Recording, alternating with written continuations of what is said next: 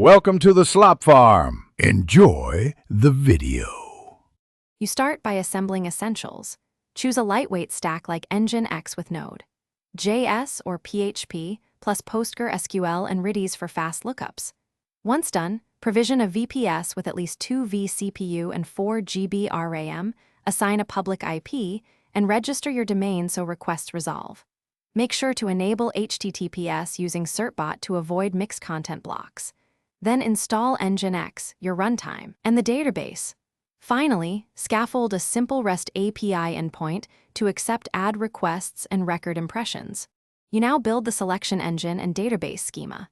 Create tables for campaigns, creatives, impressions, budgets, and targeting rules so queries are efficient.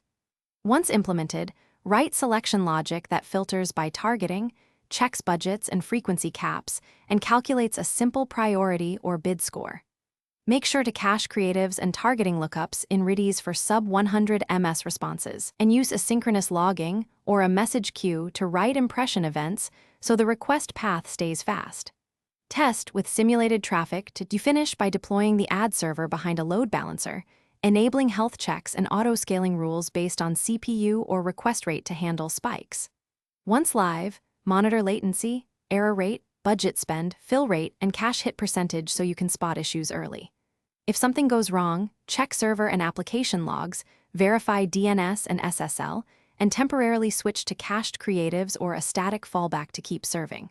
Finally, throttle incoming traffic and roll back recent code changes while you investigate root cause.